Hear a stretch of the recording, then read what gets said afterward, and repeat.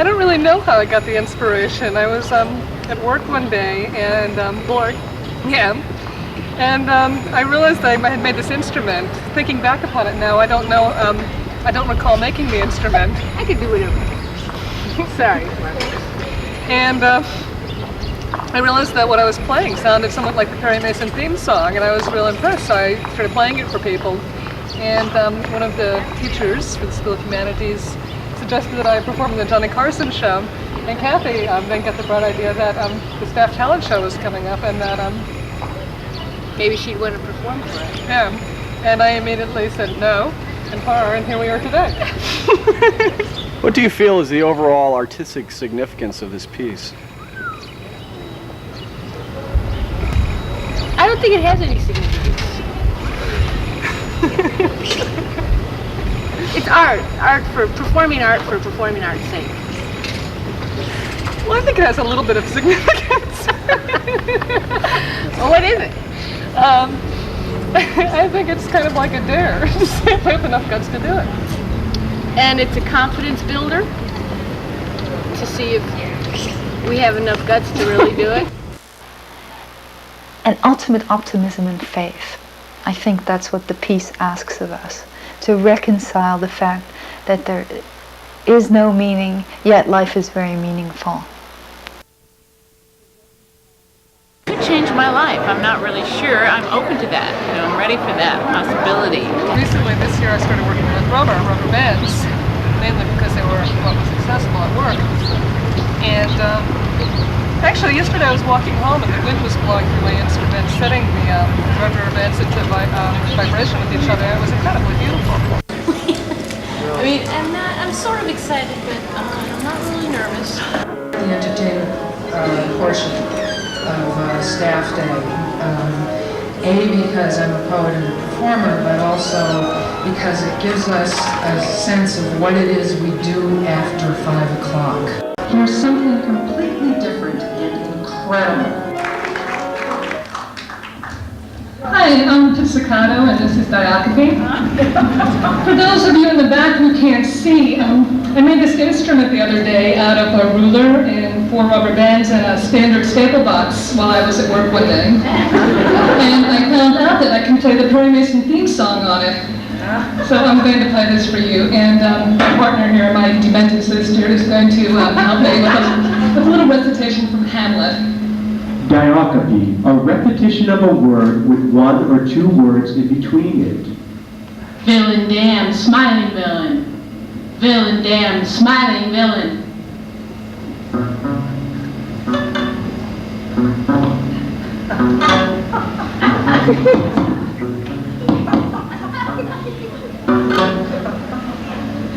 Villain, damn, smiling villain. Villain, damn, smiling villain. Diacope, a repetition of a word with 1 or 2 words in between it. Thank you very much.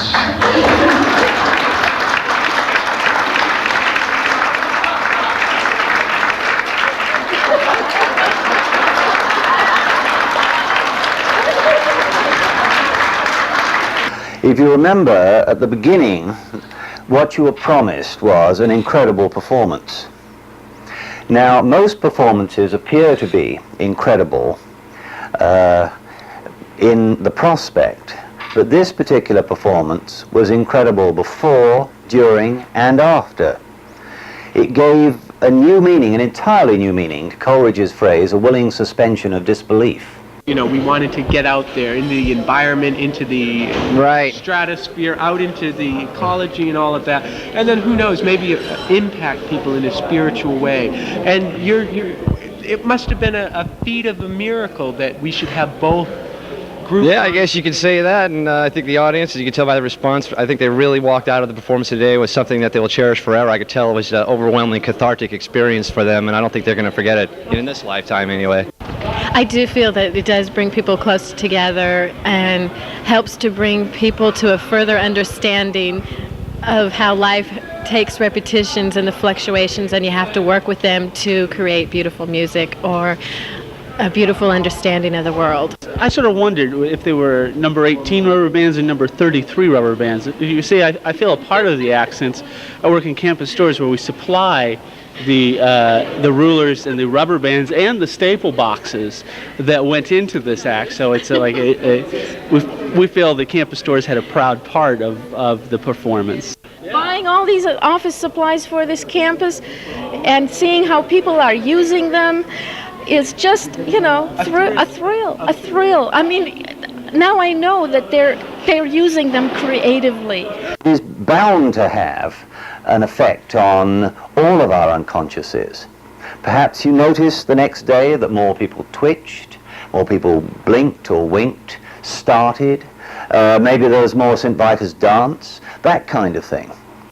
Well, I think when any individual, no matter how mature they are, and we will quote the experts here from Melanie Klein to Freud, that when they get into a group, their ego boundaries dissolve and they regress.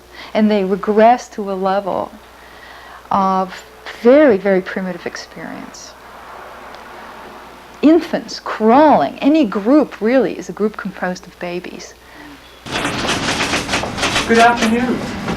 Sorry to interrupt you. We're from we're Rose for you, just so that we can get a few of your thoughts. We're from San Francisco State. We're just after the performance of Pizzicato and Diacope, and we look into the audience. We wanted to find how affecting people as it did me. I mean, just think. I mean, and if we could have that more often and more spread out, we might even achieve world peace. Oh, really? So one never knows. So what we're discussing here today, folks, isn't just Pizzicato and Diacope, but we're talking world peace. Is that what you're suggesting? It could go that good, yeah. So here we're at San Francisco State University. The whole campus is now joined together. Well, actually, Diacope was Kathy's idea. When I was planning this performance initially, theoretically, of course, Kathy said that she thought I should say demon, smiling demon, and I should need a live goat across stage.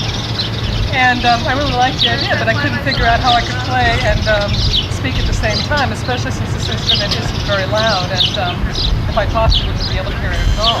It's mainly Margaret's motivation that's gotten us all here together today. I introduced the idea. So in other words, you're more or less denying responsibility? Yes, I am. Denying full responsibility. Oh, are you? And why is this denial?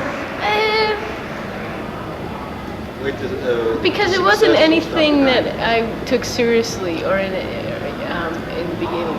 Mm-hmm. It was just a joke. Oh, so it wasn't something I really wanted to do. And then said, Margaret, let's do it. It was, Margaret, why don't you be in the talent show? And then she dragged me. She said, oh yeah, sounds good. And then she dragged me into my part I'm having now. So as a joke, it's no longer funny. The joke backfired. I created a monster. Well, what we have here is a dichotomy. Now, in psychological terms, we have the dichotomy here between Pizzicato and Diacope, Perry Mason and Hamlet, darkness and light, hope and despair. After all, Perry Mason wins each one of his cases, which is contrasted to the bleak vision of humanity in Hamlet, the staring at the skull and the inevitability of death, while Perry Mason seems to offer redemption over those dark forces. Now, in psychological terms, what we have here is what's called a split. Okay, the split between good and evil, good and bad, black and white, which is a primitive defense used very early in childhood. When first one has the experience of the mother, the good breast, giving what one needs, almost magically being there with nurturance.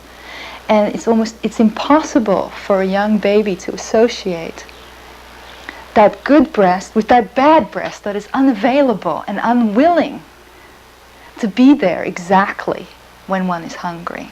So in order as a defense then, the baby splits this into two separate objects, the good breast and the bad breast, while actually in fact they are the same mother, in fact the same breast.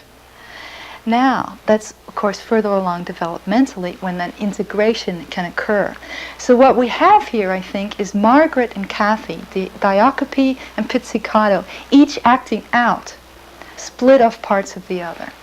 Well, let me just say that the other definition of diacope also means a gash in the skull. How do you have that, that difference in meaning? Just.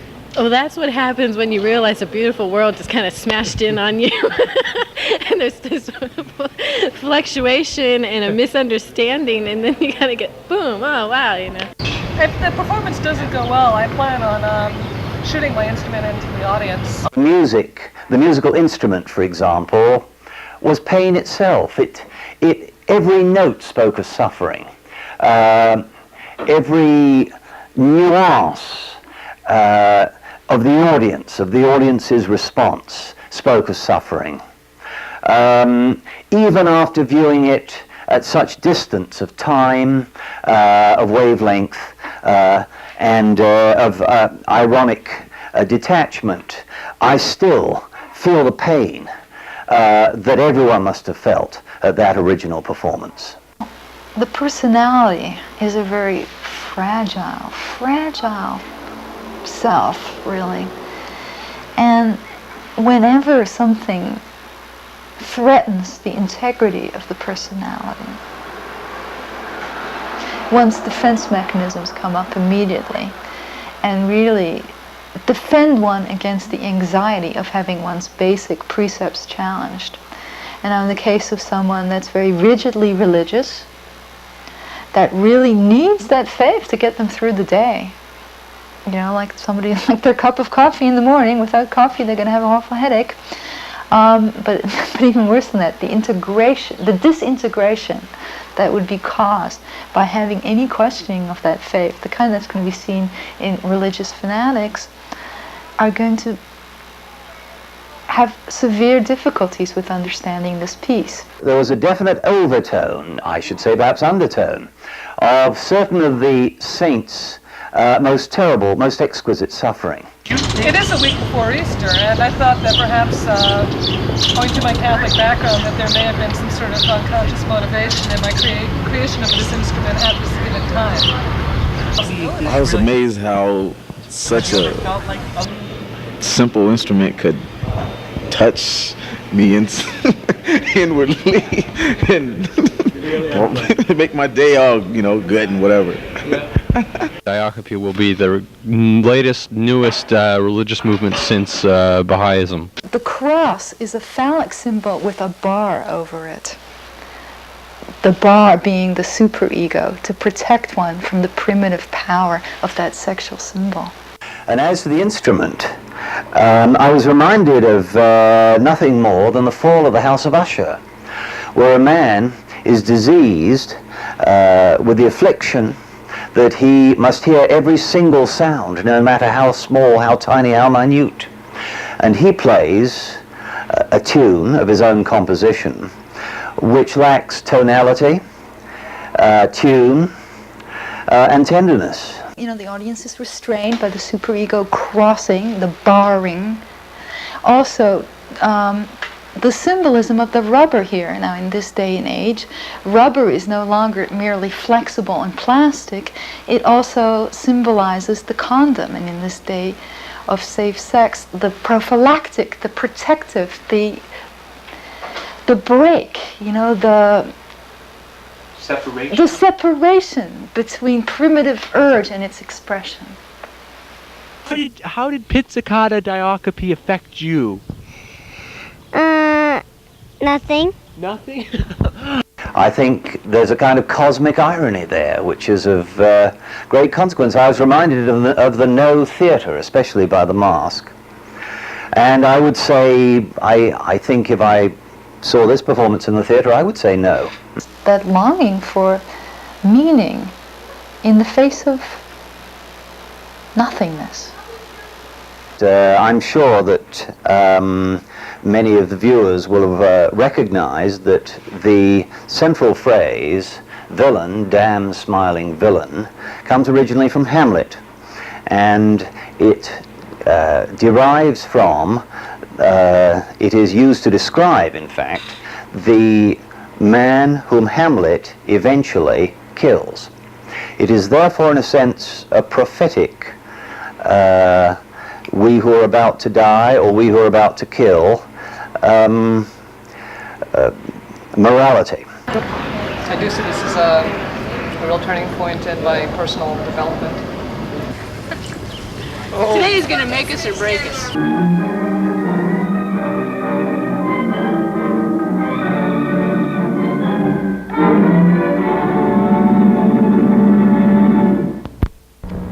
Now, you testified as medical examiner.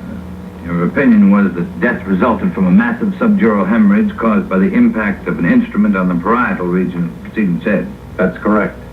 By the two blows combined, or was death caused specifically by only one of the blows to the head? By only one of the blows. The non-fatal blow. Could a woman have inflicted it? Easily.